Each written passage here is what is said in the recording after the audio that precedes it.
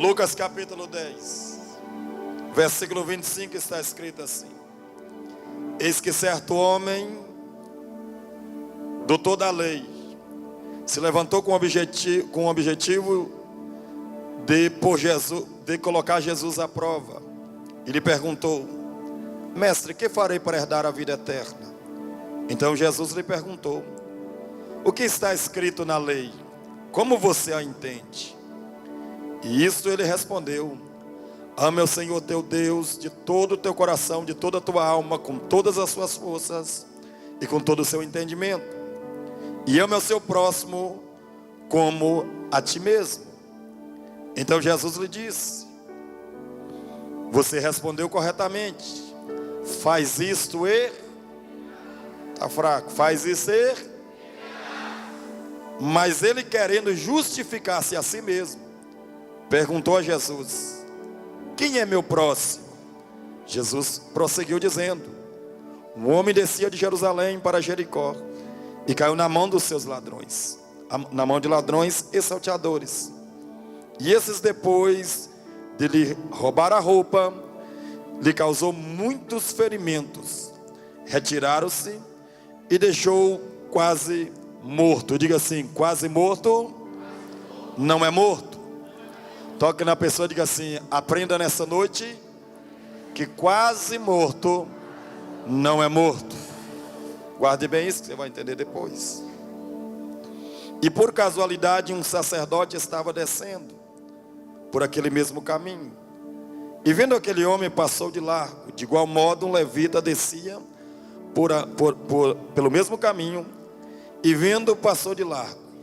Certo samaritano que seguia o seu caminho passou perto do homem, e vendo-o, se moveu de íntima compaixão por ele. Aproximou-se, fez curativos nos seus ferimentos, aplicou-lhe óleo e vinho. Diga comigo: aplicou óleo e vinho. Diga para quem está do seu lado: ninguém aqui nessa noite, por mais que aparente não ter nada, pelo menos óleo e vinho vai ter nessa noite. Depois colocou aquele homem sobre o seu próprio animal, o levou para a hospedaria e o tratou. E no dia seguinte separou 2 denários e os entregou ao hospedeiro, dizendo: cuide desse homem, e tudo mais que gastar eu reembolsarei quando eu voltar. Então disse Jesus: qual desses 3 que foi o próximo desse homem que caiu nas mãos dos ladrões e dos salteadores? E o intérprete da lei respondeu: o que usou de... Então olha para o irmão e diga assim: fique despreocupado, que você não está no Cronos, você está no Kairos de Deus aqui hoje. Então assenta dando glória a Deus e esquece do Cronos.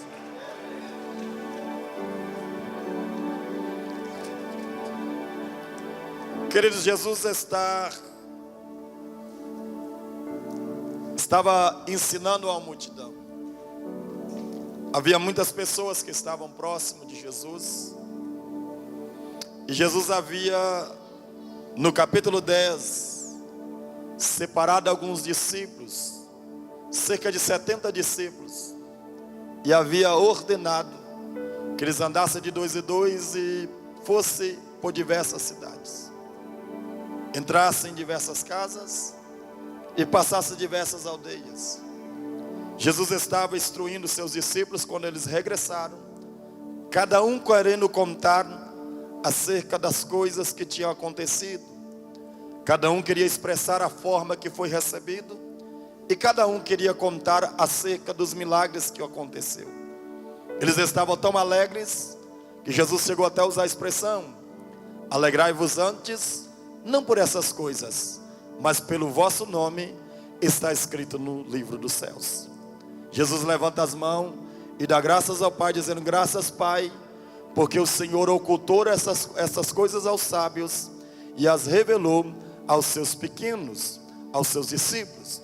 Jesus estava ali pacientemente, e a multidão estava ali também.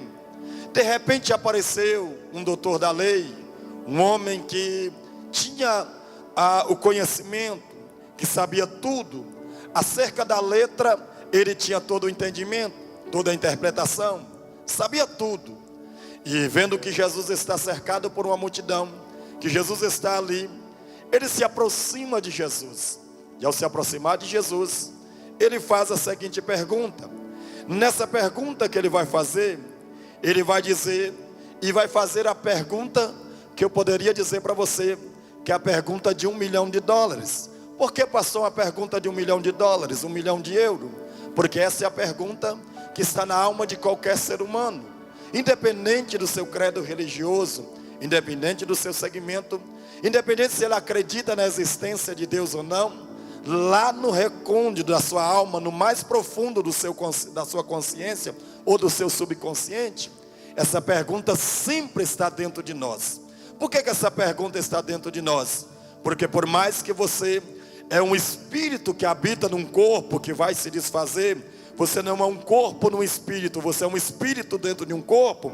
E é por isso que Salomão escreveu bem, e ele expressou isso muito bem expressado, quando ele diz assim: aquilo que é pó retornará ao pó, mas o espírito que Deus o deu retornará a Deus.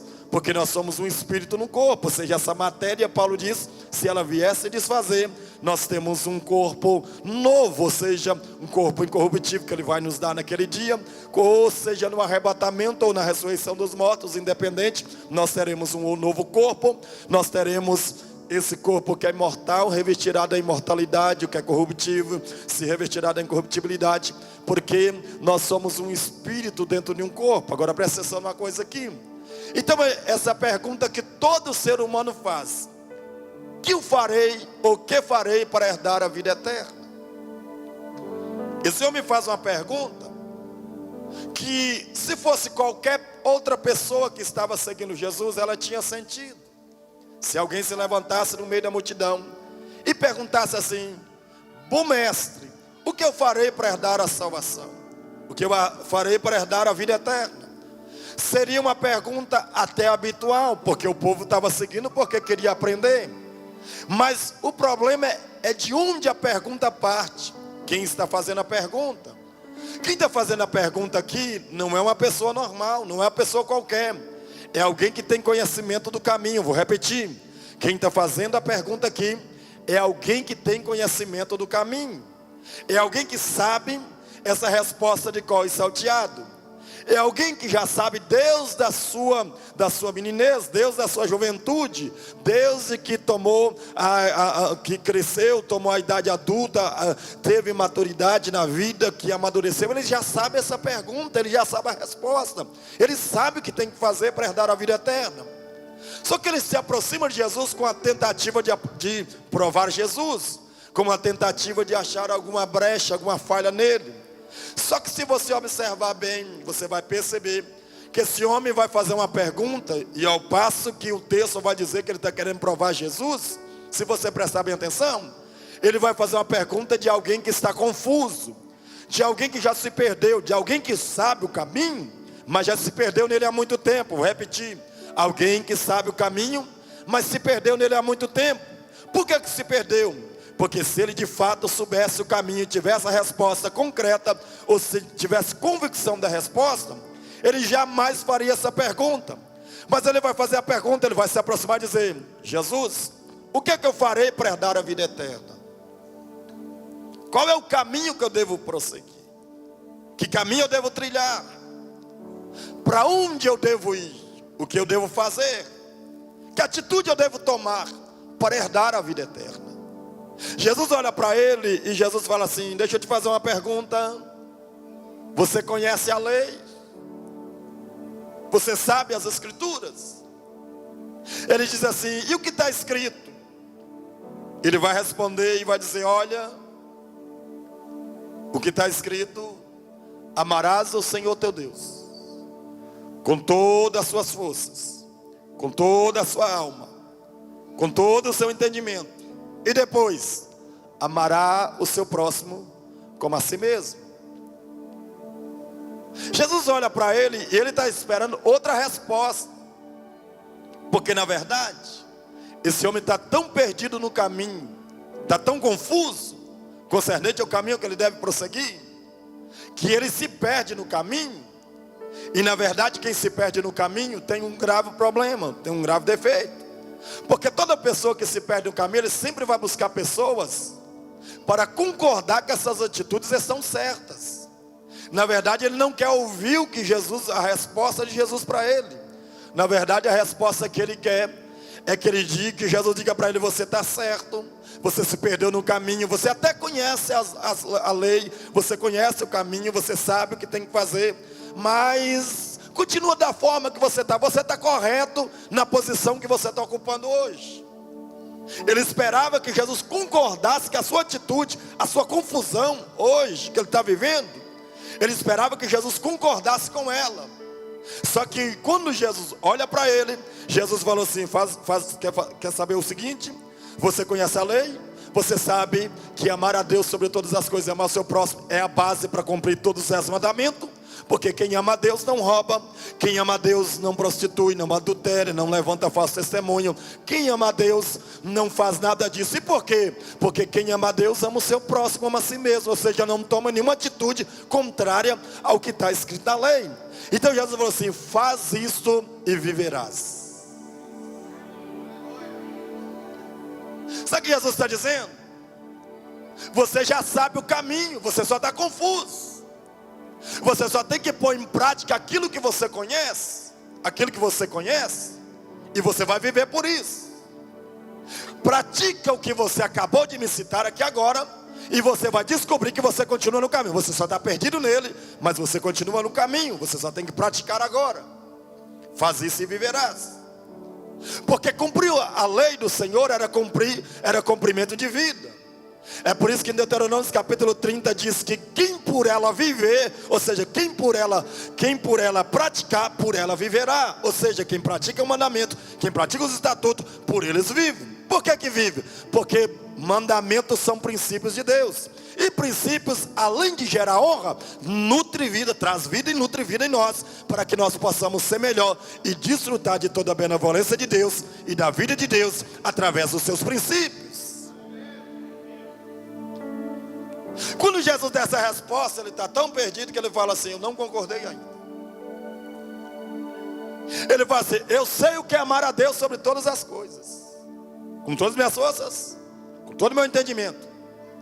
Mas quem é meu próximo? Não tem muita lógica isso aqui não, irmãos. Porque como alguém pode entender a primeira regra e desconstruir a segunda? Porque uma depende da outra. Você não tem como dizer que ama a Deus e não amar a pessoa que está do seu lado aí. Você não tem como dizer que você ama a Deus com toda a sua força. Você não tem como saltar, pular, fazer tudo o que você fez aqui hoje, dizendo e expressando o seu amor, a sua gratidão a Deus, e sentar do lado da pessoa e nem olhar para a cara dela e dizer: eu não gosto dessa pessoa, porque é impossível isso.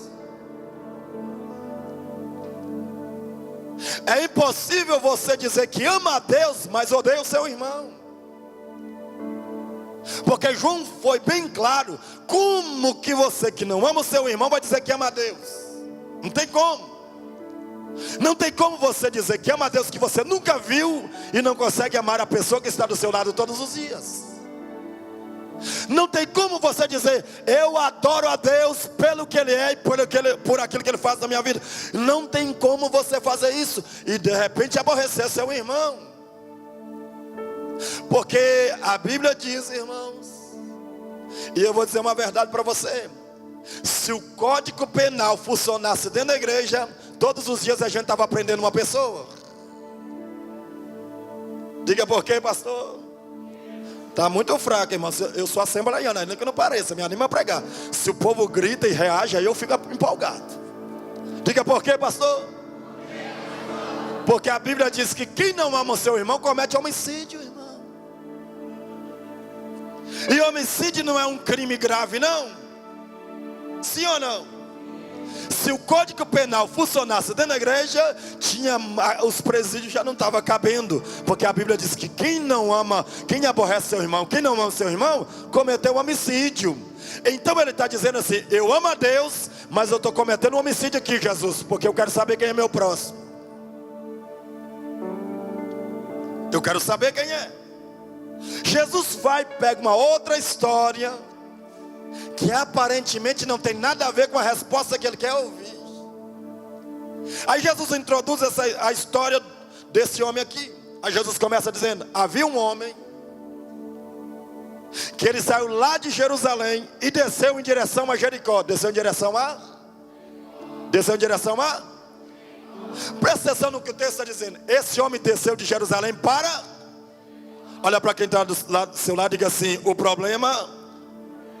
Diga mais, o problema que tem muita gente saindo do lugar certo e se ausentando para outros lugares. Escute uma coisa. O texto está dizendo que ele está em Jerusalém e ele desce para Jericó. Só que eu aprendi algumas coisas na Bíblia, que nem todas as descidas elas são orientações de Deus. Existem descidas na Bíblia que foi orientação de Deus para um propósito. Quer ver uma coisa? Capítulo 18 de Jeremias: e veio a minha palavra do Senhor dizendo: desce à casa do oleiro, e lá farei ouvir as minhas palavras. Versículo 2: e desci como o Senhor me havia ordenado. Porque uma coisa é quando você desce para um propósito e debaixo de uma instrução de Deus. Outra coisa é quando você desce por conta própria. E qual é o perigo, pastor, de descer por conta própria? Porque sair da proteção, do lugar da proteção, do ambiente que Deus te colocou, e se ausentar por conta própria, você tem que assumir todos os riscos do caminho.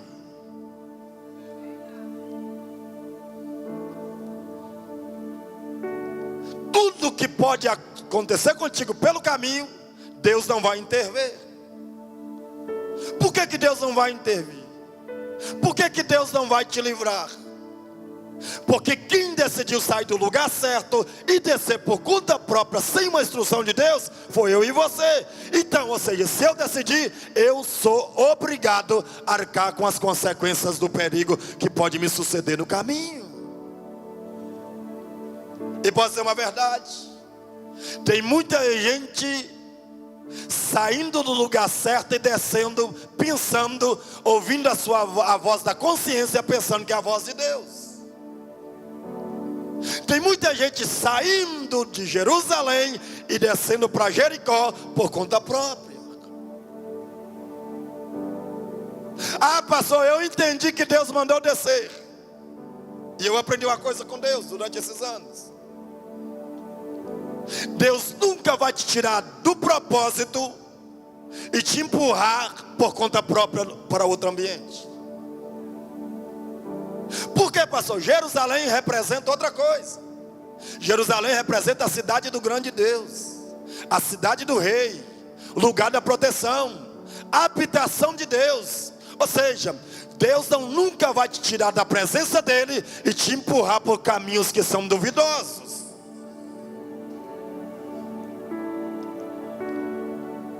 A gente tem que ser perceptível ao que Deus está ordenando ou ao que Deus não está ordenando na nossa vida, irmãos. Tem muita gente quebrando a cara no percurso do caminho, não é por causa, e vai jogando, ainda joga a culpa em Deus, dizendo: Deus que me tirou, agora eu estou aqui. Não, Deus não te tirou. Deus nunca vai tirar da zona de proteção e vai te expor ao perigo. Qual é o pai que coloca o filho para estar na frente, tira ele do lugar da proteção e coloca ele na frente da guerra, irmãos? Qual é o pai que vai tirar o filho debaixo da sua proteção e desnecessariamente coloca ele a perigo? O pai tem uma função: protege, cuida, guarda, sustenta. Todo pai, ele tem prazer de cuidar dos seus filhos. Se o pai tem prazer de cuidar dos seus filhos, imagina Deus, que é soberano e é pai por excelência.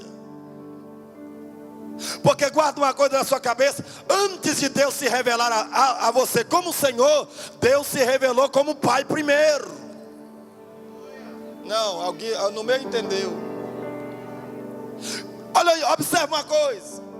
Gênesis capítulo 2 diz assim: e havendo Deus criado os céus e a terra e todo o seu exército.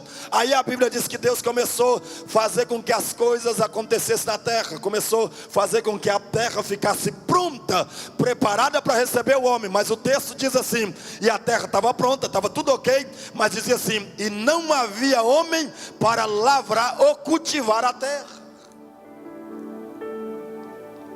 Por que Deus fez isso? Porque era desejo de Deus preparar o ambiente para depois receber o homem. Por quê? Porque era desejo de Deus que quando o homem fosse criado e os seus olhos se abrissem para Deus, eles entendessem que Deus era muito mais do que Senhor. Era Pai por excelência. E Pai prepara, cuida, guarda e deixa tudo preparado para quando o filho nasça. Você lembra quando a sua esposa chegou e disse assim: eu tenho uma boa notícia, está vindo uma menina bonita aí. O que você fez? Se alegrou. Mas em contrapartida, dentro da alegria, veio a preocupação. Qual é a preocupação, pastor? Aí você já viu que o orçamento ia aumentar. Você já percebeu que tinha um quarto para arrumar. Você percebeu que tinha que comprar berço, que tinha que comprar roupa, que tinha que comprar isso. Mas essa preocupação, ela não é uma preocupação que te desgasta. É uma preocupação de cuidado. Que você sabe que está vindo algo que vai trazer alegria. Aí você começa a planejar. Você começa a fazer tudo. E no dia que a criança nasceu, você pode prestar atenção, já estava tudo preparado para recebê-la. Ou você, quando você recebeu a notícia, você só foi comprar a primeira roupa no dia que nasceu? Você comprou o berço na noite que nasceu? Claro que não. Quando estava próximo a dar a luz, já estava tudo preparado. Por quê? Porque Pai cuida, guarda, protege e ainda deixa o ambiente preparado. É isso que Deus fez. Deixa eu fazer tudo aqui primeiro, para que quando o homem for formado, ele não me tenha como Senhor somente, mas como Pai por excelência. O senhorio de Deus só se manifestou depois da sua paternidade, irmãos. O senhorio de Deus só apareceu depois da paternidade. Jesus, quando apareceu, para você ter ideia, Jesus sempre usou a linguagem. Por isso que eles queriam perseguir Jesus, sabe por quê? E eles começaram a perseguir, dizendo: quem é esse que está dizendo que é o Filho de Deus? Porque Jesus sempre se referia ao Pai como Pai, ou seja, trazendo de volta a paternidade de que o homem não entendia mais. Eles tinham Deus como um Deus vingador, um Deus da justiça, um Deus consumidor, mas perdeu a identidade de Pai. Aí Jesus vinha assim: eu e o Pai somos um.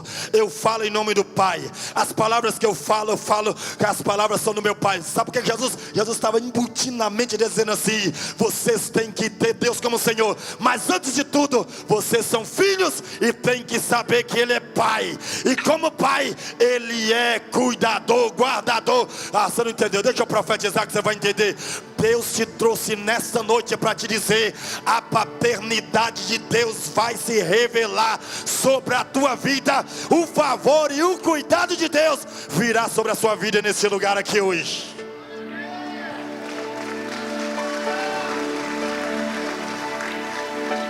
Já tocava.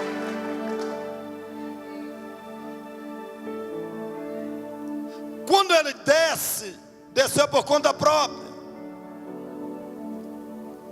Desceu porque achou que estava preparado. Ouviu a voz da consciência. Quando ele sai do lugar da proteção e vai descendo em direção a Jericó, no meio do caminho, não tinha nem chegado no destino ainda. No meio do caminho, pastor Jair, apareceu alguns salteadores, alguns ladrões. Lançaram mão sobre ele, arrancou a sua roupa, pegou todo o dinheiro que ele tem, e para piorar, o espancou, deixando quase meio morto. O deixou, como diz lá na Espanha, atirado ao suelo, jogado no chão. Deixou ali para morrer, como se diz lá no meu estado, morrer às mínguas. Deixou num estado crítico, porque quase meio morto, está a um passo da morte, irmãos, se não for cuidado. Quase meio morto, está mais para lá do que para cá. O deixou ali exposto às suas feridas. O deixou ali totalmente meio morto. Porque quando você desce sem orientação de Deus, os perigos do caminho vão aparecer. Vai aparecer muita gente no seu caminho que vai só te ferir, te machucar, tirar o que Deus te deu na casa aqui que você saiu por conta própria. Vai deixar você sem nada, vai tirar sua roupa, vai tirar seu dinheiro, vai tirar sua moral, vai tirar sua integridade, vai tirar sua família, vai tirar tudo que o Pai te deu aqui. Quando você sai por conta própria, você está exposto. E exposto, o diabo vai fazer de tudo para arrancar tudo que Deus te deu um dia.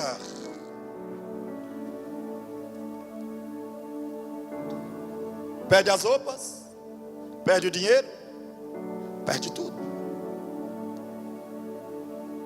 Perde a própria vida, porque se não aparecer um socorro aqui, ele vai morrer. E as feridas estão expostas. E quando ele está jogado ao chão, quase morto, está vindo na mesma direção o sacerdote.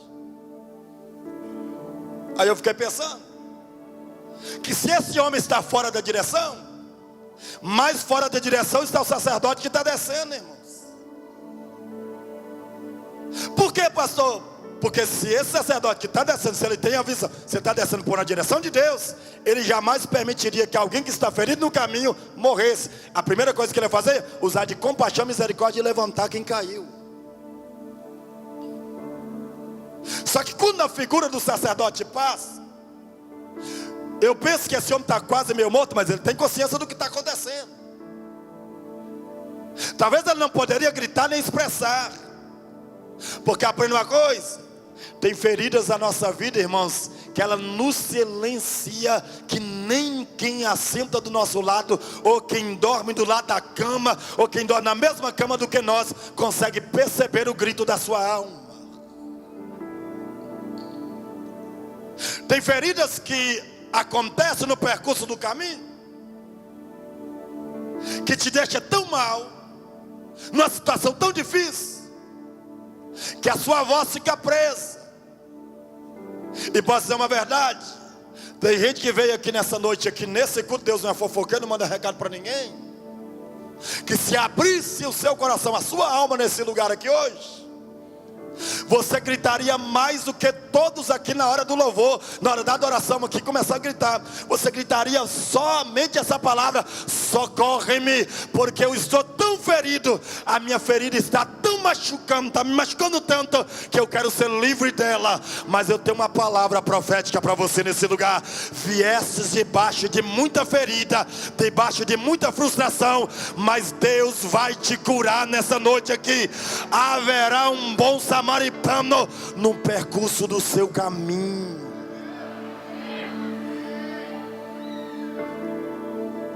Para cá. Ele quer expressar, mas está amargurado, frustrado, machucado. Mas eu penso que na consciência dele, ele fala assim: está vindo o meu socorro aí agora. Porque se ele é um sacerdote, um homem de Deus, ele não vai deixar eu morrer. Só que o texto diz que quando o sacerdote passou, ele viu que o homem está meio morto, ele só virou e passou de largo. Você deixa quieto. É como se ele dissesse: deixa os mortos com seus mortos, deixa eu ir embora. No mesmo caminho vem um levita. Só que tem um problema, irmãos. Qual dos dois é pior? O sacerdote ou o levita? Diga comigo. Qual dos dois é pior, pastor? Olha para quem está do seu lado e diga assim: o pior nunca. Não, irmão, me ajuda aí. Diga: o pior não é o levita, é o sacerdote. Diga por quê? Porque o levita só vai praticar aquilo que ele aprendeu do seu mestre. O levita só vai tomar atitude de quem? Ou seja, o levita em posição, ele está debaixo da submissão do sacerdote. Ele vai ser um exemplo de bom aluno, aprendendo direitinho com o seu mestre. Porque se ele vai tomar a mesma atitude, é porque ele aprendeu bem. Aprendeu errado, mas aprendeu bem. Quando passou também de largo, igual o seu mestre. Eu penso que esse homem, na mente dele, lá no seu subconsciente, ele está à beira da morte e já imaginando com ele mesmo: acabou minha história nesse lugar aqui agora. Perdi os meus objetivos na vida. Não tenho foco algum na vida mais. Acabou todas as possibilidades de eu poder sair dessa situação agora. Porque na mente deles, se o sacerdote não estendeu a mão para mim, se o levita que aprendeu é igual, quem poderá me socorrer aqui agora?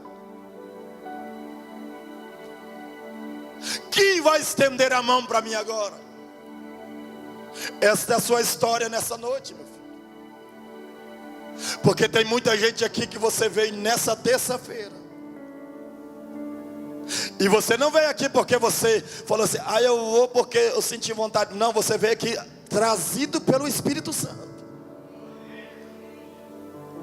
Porque é tanta coisa que o diabo pôs para obstruir o seu caminho, para você não chegar aqui. Mas eu tenho uma palavra profética: você rompeu todos os obstáculos. Bem-vindo ao socorro de Deus hoje. Porque Deus vai te pegar pela mão aqui, e Deus vai fazer você sair daqui com uma outra mentalidade desse lugar hoje. Porque a especialidade do diabo, aprenda bem isso, é obstruir o caminho para você não chegar a lugar algum. Porque ele sabe que é melhor você morrer. Jesus disse uma palavra, e já encerra por aqui, nós vamos orar por causa da hora. Jesus disse uma palavra e disse assim: quem tem sede, venha a mim e beba da água. E ele já disse assim: é de graça. Aí mais embaixo o texto vai dizer assim: do seu interior fluirão rios de água viva. Você quase entendeu? Do seu interior fluirão rios de água viva. Só que a expressão fluir está interligada à expressão correnteza, irmãos. Ele está dizendo assim: do seu interior uma correnteza vai nascer e vai fazer rios de água viva se mover dentro de você. Por que Jesus está dizendo que fluirão, ou correntes fluirão dentro de você? Porque você já percebeu? Um rio para você ter ideia. E a função do diabo, presta atenção nisso, é jogar nos rios da sua vida, é encher de lixo o seu rio, é colocar tudo que não presta. Porque fazendo isso, ele vai inibir com que as águas se movam. Só que Jesus está dizendo assim: mas uma correnteza vai nascer de dentro de você e vai empurrar todas estas parafernagens que o diabo tentou colocar, para que você não viva tudo aquilo que Deus tem reservado para a sua vida. Não, você não entendeu, não? Viesses aqui talvez estancado nessa noite, paralisado, mas você vai sair daqui movido pelo Espírito Santo nesse lugar hoje. Pastor, mas me jogaram tanto lixo nas minhas emoções, que eu entrei aqui, pastor, eu estou num estado de depressão tão grande, que eu estou aí no foco, mas eu nem tenho foco, não tenho nenhum foco para 2020. Viesses ao lugar certo, porque os rios do Espírito vai passar em forma de correnteza nesse lugar, e vai tirar tudo aquilo que está obstruindo você de poder chegar onde Deus tem reservado para a sua vida, meu irmão.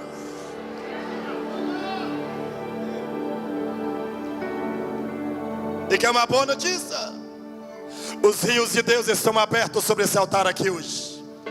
Que é uma boa notícia. As correntezas do Espírito Santo está vindo aqui. E aonde tiver morte, Ele vai trazer vida nessa noite aqui. Aonde tiver depressão, Ele vai trazer alegria neste lugar aqui. Ah, pastor, não estou entendendo. Eu estou dizendo para você, Deus vai te tirar dessa zona de conforto. Deus vai balançar a sua estrutura neste lugar. Deus vai te levar, vai abrir caminho para você passar. Que é uma boa notícia. As pessoas que estudam esse fenômeno descobriu, pastor Júnior, que todo esse lixo que as correntezas tiram, a tendência dele é ficar na beirada do rio. Só que descobriu outra coisa. Esse lixo que as correntezas vai tirando tudo para fora, ele passa por um processo. E nesse processo, sabe o que acontece? Não se torna, não é lixo.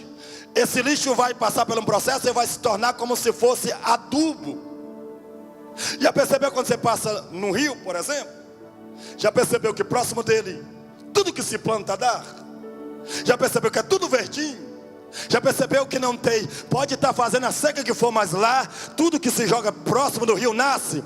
Porque todo o lixo que foi jogado para fora, passa no processo e se torna adubo. E tudo que é plantado, nasce. Pastor, não entendi.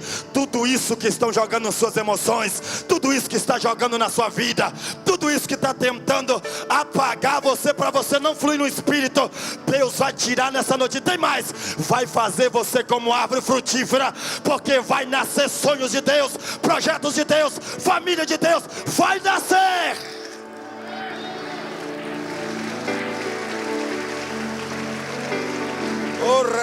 Eu estou sentindo Deus nessa casa aqui. Estou sentindo a presença dos rios do Espírito aqui nessa noite.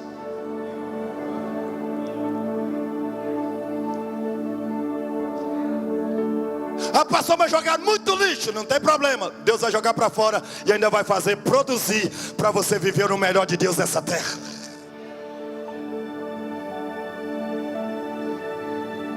Ah, pastor, mas eu não tenho como. Não se preocupe, só deixa que as correntes do Espírito passem e tire da sua alma e faça uma limpeza, um detox da sua alma, e deixe a presença, os rios do Espírito fluir. Porque quando o Espírito se move, não tem morte, não tem morte, não tem morte, não tem morte, não tem morte, porque o Espírito é vida.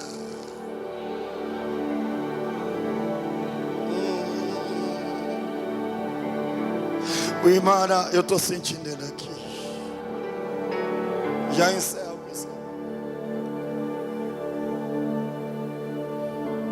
Esse homem está morto, quase meio morto. Mas no caminho veio um bom samaritano. Vou falar bem despacio, como diz na Espanha. No caminho veio um bom samaritano. Olha para quem está do seu lado e fala assim: você não está só. Bata no ombro dele e diga assim: você não está só. O bom samaritano está vindo aí para te ajudar a levantar.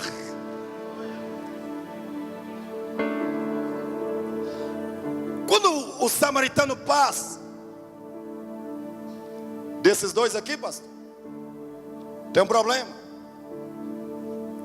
O que deveria mais desprezar esse homem que está meio morto aqui, não era o sacerdote, não era o levita, era o samaritano.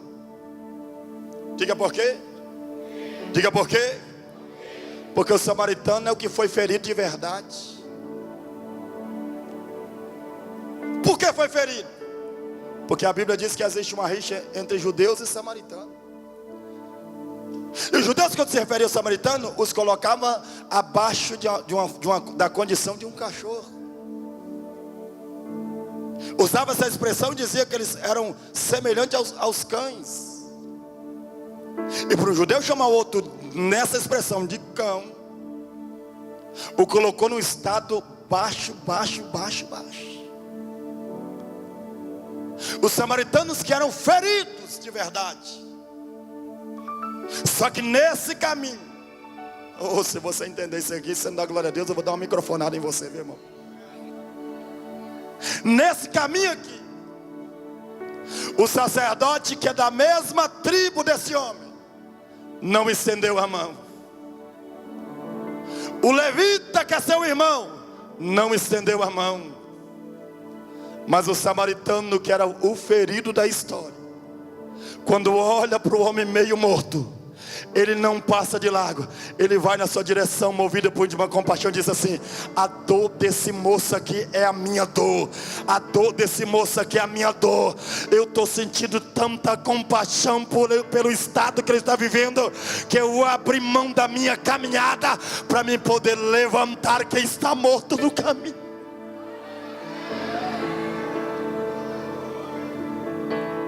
Sabe o que significa a palavra compaixão, irmãos? É eu me colocar no lugar do outro. Compaixão é eu pegar a dor do Eliezer e dizer: a sua dor é a mesma minha, estou junto contigo. Se passar pelo vale eu passo contigo, se passar pelo deserto eu passo contigo. Mas nesse deserto, nesse vale, você não morre, porque eu estou aqui para te ajudar, para te ajudar, para te ajudar, para te ajudar. Íntima compaixão é eu não ter problema, mas assumir o seu problema como se fosse meu.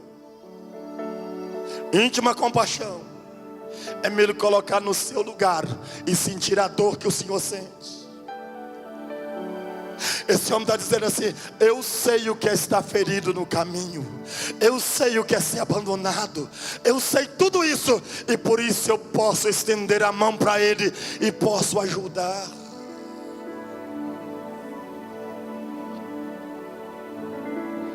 Quando ele olhou para esse homem, ele sente a mesma dor.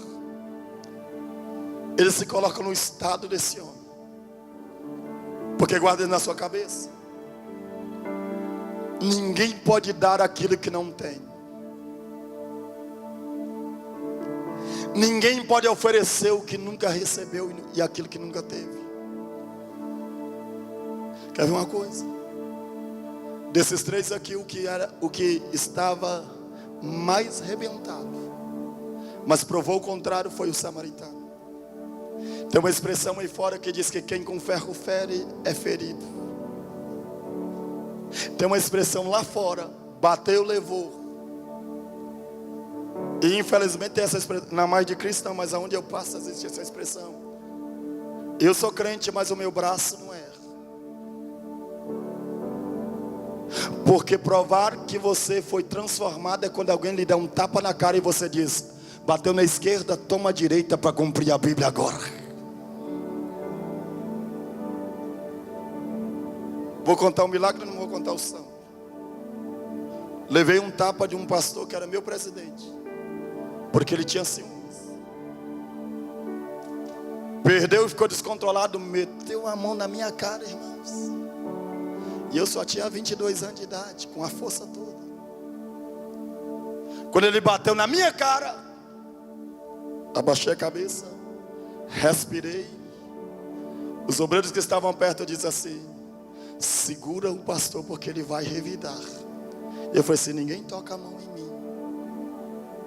Fui até o pastor e disse assim: meu pastor, me coloquei de joelho e disse assim: bateu na esquerda, toma a direita para que o Senhor cumpra a Bíblia na minha vida e eu prove que realmente o meu caráter foi transformado por Cristo Jesus. Só pode dar alguma coisa quem tem, irmãos. Esse homem aqui poderia dizer assim: eu vou aproveitar agora e vou descontar tudo que esses judeus fez comigo. Mas ele provou uma coisa, algo que você nunca pode esquecer na sua vida. Quando você devolve o troco para uma pessoa, você está colocando na mesma posição do que ela. Agora, quando você se posiciona e faz tudo ao contrário daquilo que ela fez com você, você está provando que você é melhor, de que Cristo move na sua vida e que você de fato tem Cristo como Senhor da sua vida. Fique de pé. Pega na mão do seu irmão. Sabe o que esse homem está fazendo aqui? Ao contrário daquilo que tudo fez para ele, André. Sabe o que ele vai fazer? Ele vai dar uma lição extraordinária. Diga-se comigo assim: ser ferido, diga mais forte, diga, ser ferido é circunstancial. Está fraco, diga, ser ferido é circunstancial. Agora olha para o irmão que está de qualquer lado seu e diga assim: mas ferir é opcional. Entendeu não? Ser ferido é circunstancial, irmãos. Você pode estar ferido hoje, mas pode sobrar só a cicatriz, mas você pode ser curado amanhã. Sabe o que ele está dizendo? Eu já fui ferido um dia pela circunstância, mas eu decidi uma coisa aqui agora, que ferir é opcional, e eu decido não ferir, eu decido curar, porque eu já fui ferido, fui curado, e eu tenho poder para liberar a vida nele agora.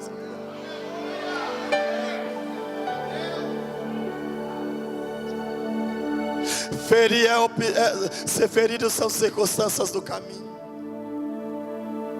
Agora ferir é opcional. Ah, pastor, mas eu vou descontar. Não precisa. Pratique ao contrário daquilo que eles fizeram com você. Sabe por quê? Porque você vai levantar muita gente. Porque só pode curar quem já foi curado. Só pode amar quem entende que é amor. Só pode levantar quem já caiu um dia. Só pode praticar e dar quem tem o que dar.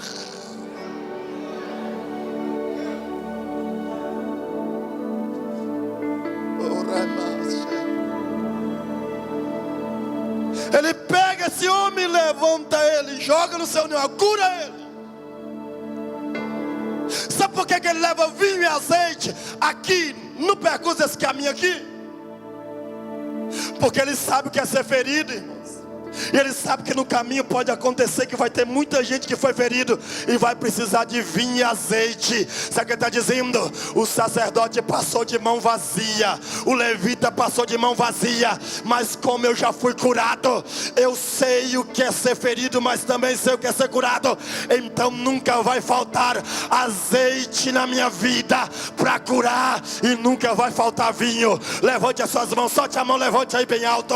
Eu profetizo, levante bem alto. Eu profetizo que há mais de Cristo nesse momento, debaixo da unção do foco 2020. Deus vai colocar unção na tua vida para curar quem passar na tua vida. Deus vai te dar vinho, alegria vai contigo onde você entrar. Onde você entrar, a alegria de Deus vai entrar contigo. Alabaxandaracei. Deus vai te dar vinho e azeite para você curar alguém.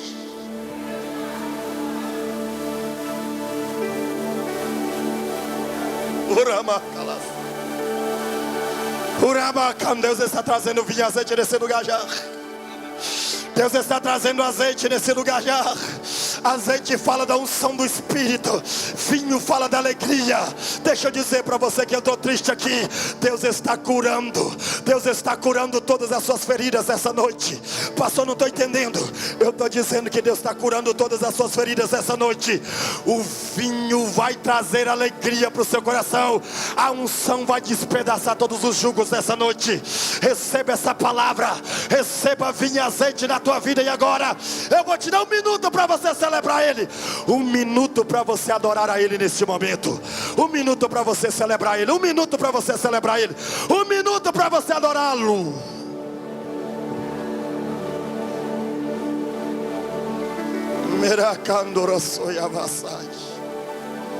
Enquanto você está adorando a unção, Deus está pondo unção, azeite na sua vida. E agora? Enquanto você está adorando, Deus está abastecendo a sua vida. E agora Enquanto você está adorando, Deus está trazendo azeite, azeite, azeite. Eleva chanto, leva cheve de calaçai. Isso, vai adorando a Ele aí, vai cheve de calaçai. Enquanto você está adorando, Deus está trazendo azeite. Deus está colocando azeite, Deus está colocando azeite. Vai sair daqui como agente de cura para muita gente, agente de cura para sua casa, agente de cura no seu trabalho, agente de cura. Deus leva chanduracei. A unção de Deus está tomando conta deste lugar aqui agora. A unção de Deus está vindo sobre a sua vida. Deixa o Espírito Santo te tomar neste lugar agora. Deixa o Espírito Santo te tomar nesse lugar agora. Deixa a unção do Espírito. Ah, pastor, mas eu estou triste, pastor.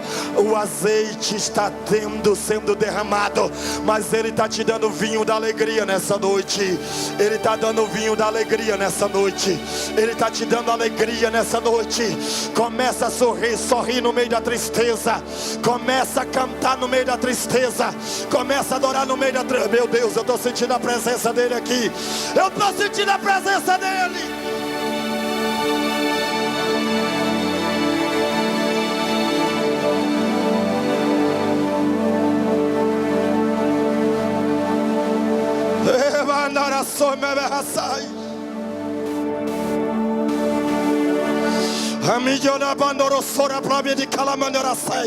Deus está dando unção nessa noite para algumas pessoas. A unção vai te habilitar, que onde você entrar, Deus vai mudar o ambiente hoje. Deus vai mudar o ambiente através da sua vida hoje.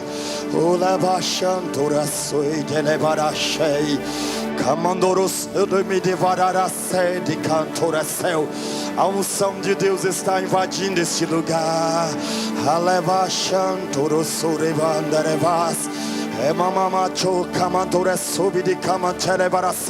A unção de Deus está invadindo esse lugar agora. A unção de Deus está invadindo os quatro cantos dessa igreja aqui agora. Oh, enquanto você está adorando, os céus estão rasgando sobre este lugar. O Espírito Santo está te renovando aí. Fala línguas estranhas, você que há muito tempo não fala. Seja profeta nessa noite do seu destino. Senhor, coloca línguas de fogo nos lábios dessa pessoa agora, Pai. Reparta línguas de fogo agora. Toca, Senhor, nos lábios dessa pessoa agora. Toca nos lábios dessa pessoa agora. Batiza quem não é batizado agora, Senhor. Seja batizado com o Espírito Santo e com fogo agora. Seja batizado com o Espírito Santo e com fogo agora. Seja batizado com fogo agora. Seja renovado, você que só falou línguas estranhas uma única vez na vida. Receba o dom de falar línguas agora. Receba a unção de Deus aí agora. Receba a unção de Deus aí agora. Seja cheio, cheio, cheio, cheio, cheio. Pastor, eu estou afastado da igreja, mas você foi batizado um dia. Receba renovo, receba força, receba força. Pastor, eu pequei, eu caí. Não tem problema. A Bíblia diz assim: se andarmos na luz como Ele na luz está, temos comunhão uns com os outros, e o sangue de Jesus Cristo nos purifica de todo pecado. Se dissermos que não temos pecado, fazemos-lo mentiroso, a sua verdade não está em nós. Se confessarmos os nossos pecados, Ele é fiel e justo para nos purificar de toda justiça. Ah, nós não pecamos, então a verdade dele não está em nós. Capítulo 2, versículo 1. Filhinho, não pequeis, mas se porventura pecades, tendo um advogado para com o Pai, Jesus Cristo justo. Ele não se a propiciação pelo perdão dos nossos pecados, mas de todo mundo que está aqui. O sangue de Jesus Cristo te purifica. O sangue de Jesus Cristo te purifica. Receba a unção do Espírito. Tudo aquilo que aprisiona sua mente, tudo aquilo que diz que você não pode entrar na presença de Deus, seja tirado do seu caminho, seja tirado da sua mente, seja tirado todo bloqueio, toda sabotagem na sua mente seja tirado. Receba o fluido do Espírito, receba o fluido do Espírito, receba o fluido do Espírito, receba o fluido do Espírito. Seja cheio, cheio, cheio, cheio. Transborde da unção dele, transborde da unção dele. Eu vou deixar você com o Espírito Santo aí agora.